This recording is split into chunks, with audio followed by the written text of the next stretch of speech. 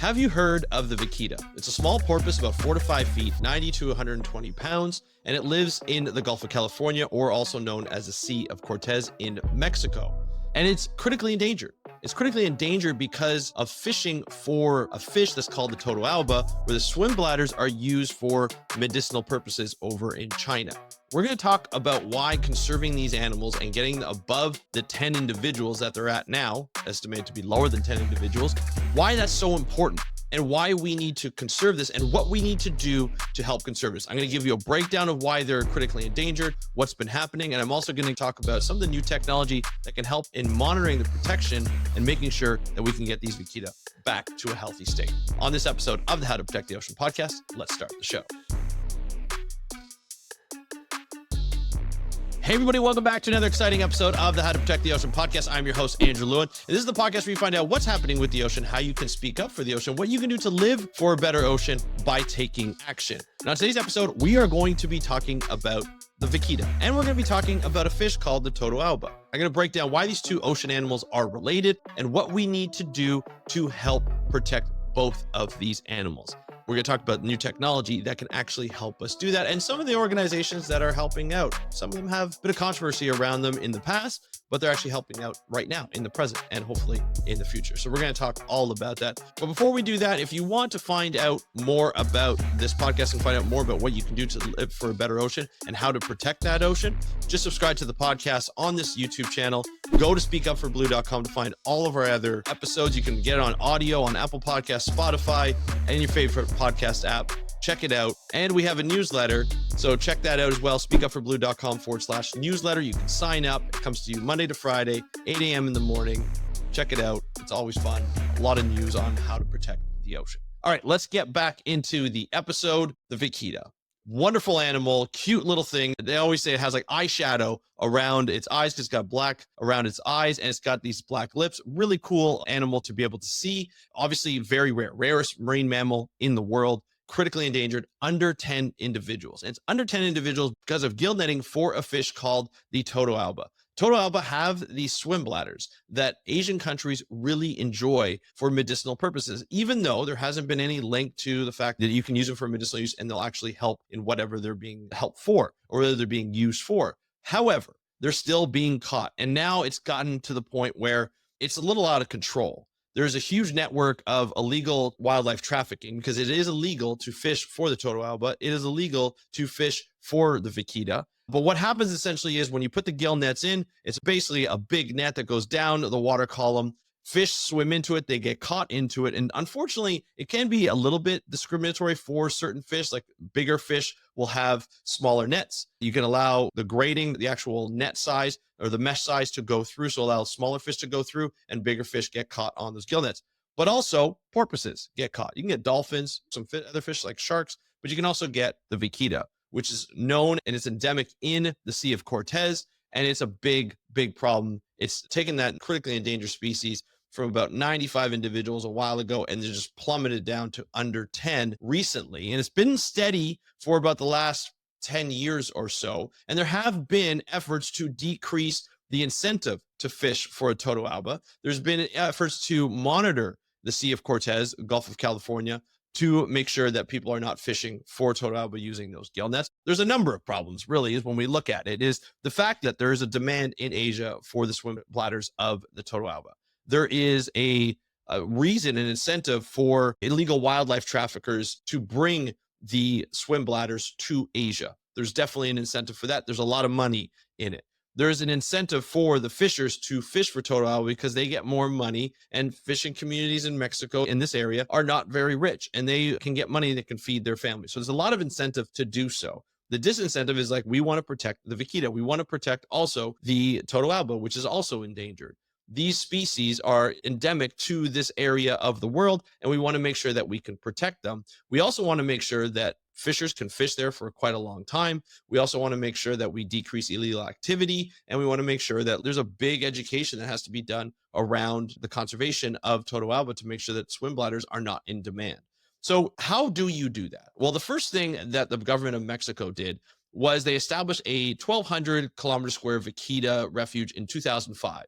Later enforced a stricter 288 kilometer squared zero tolerance area in 2020, prohibiting all boat entries. So when you try and enter that area, the enforcement is going to stop you because you're not supposed to be in that area.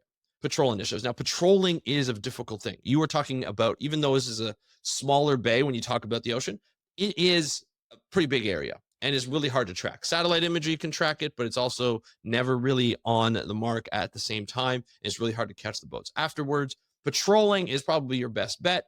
That means you require a boat there at all times. You require the boat in this protected area where the vaquitas can survive, where the Totoaba can survive, and they can replenish. Obviously, this zero tolerance area is probably a very important area for the vaquita. They've probably been seen there. They're not easily catchable, let's just say. They're not easily seen in terms, that's what I mean by catchable in this state, because they're just elusive. They don't like to come to the surface too much. And when they do, they're so small, they just kind of come down and back again, right? So they don't want to be around. So the patrolling has been difficult for the Mexican Coast Guard, but a collaboration between the Mexican Navy and the Sea Shepherd Conservation Society, which is the controversial organization that I was talking about, has led to enhanced monitoring of illegal fishing through the use of ships, sonar, radar, and drones. This is the new technology that we're talking about here. The Sea Shepherd has upgraded its patrol vessels over the years, currently utilizing a repurposed 150-foot former petroleum vessel equipped with advanced sonar and drone capabilities to detect illegal activities and monitor vaquita populations. This is really great because you can actually send the drone out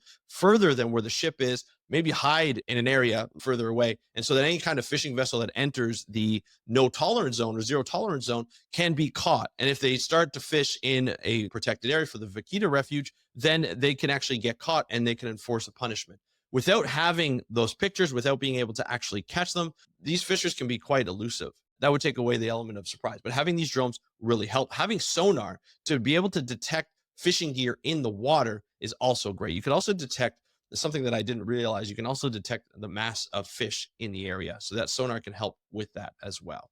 Now, other organizations like the Earth League International emphasize addressing the root cause of targeting international wildlife trafficking networks and reducing the amount of Totoaba products rather than focusing solely on enforcement. You're trying to enforce laws against the fishers, which I get, but they're not rich fishers. They're not making a ton of money off this. They're just trying to feed their families. Take away the incentive for the wildlife trafficking networks to be able to sell that. Take away the incentive for Asian communities to not want these swim bladders for Totoabas, and you've pretty much eliminated the incentive to actually catch them. So you have to almost attack it at each of the areas. Go to the local community, invest in the local community, and educate the local community on why this shouldn't happen, but also work with them. It's not just going in and saying, you can't do this. This is not how we do conservation. That is not the way you go. You work with the local community. You get people in the local community as champions. You start to maybe perhaps do alternative types to fishing for Totoaba and do different things like that. That's been happening over time over the last couple of decades. It hasn't been completely perfect implemented in terms of taking away the incentive of catching Totoaba. There's still the money demand for that. And so you have to attack it at the wildlife trafficking network. Now that's talking about working against organized crime, and basically the cartels in Mexico are scary, and that's a very difficult thing to do. And also you're looking at educating Asian countries to decrease the demand. That I feel like is a way that we can really hit the demand and really decrease the demand for the swim bladders, is to go in communities where they have these swim bladders in demand and start to talk to them and be like, you know what? You don't need this. There's no actual indication that these have medical properties that can help you in whatever ailments that you have, and educate them on that. Hopefully, again, working with them, not against them, but working with them. And hopefully that will come to fruition and we see a decrease in demand, meaning that everything else just kind of gets eliminated. Going after the cartels is one thing. Obviously, people are going after the cartels for different reasons, but going after the cartels is a very difficult thing to do. It's scary. It's dangerous.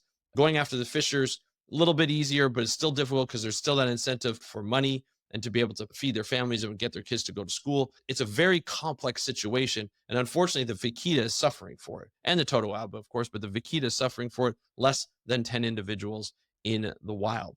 That is a difficult thing. There are no vaquitas in captivity, so it's all in the wild. So less than 10 individuals. Hopefully, we're going to start to see that increase with these types of initiatives. Technology is helping with the monitoring. Education can help with the decrease for demand. And hopefully during that time, the wildlife trafficking networks just go away and don't try and sell these swim bladders and traffic these swim bladders. But that's it for today's episode. Want to give you a breakdown and an update on where the vaquita is in terms of conservation. Nothing in terms of the population, because it's been under 10 individuals for quite some time. Could be lower. We don't know. It could be higher. Like I said, they're very elusive to monitor. But having drones, having the ability to have sonar, having ships in the area, even if it's from Sea Shepherd, this could be really helpful to get the populations back in healthy shape at some point. But that's it for today's episode. I'd love to hear what you think of this episode. You can leave a comment down below if you're on YouTube or Spotify, or you can DM me at How to Protect the Ocean. That's at How to Protect the Ocean. Don't forget to subscribe on your favorite podcast app, as well as on YouTube and Spotify. And thank you so much for joining me on today's episode of the How to Protect the Ocean podcast. I'm your host, Andrew Lewin from the True North Strong and Free. Have a great day. I'll talk to you next time, and happy conservation.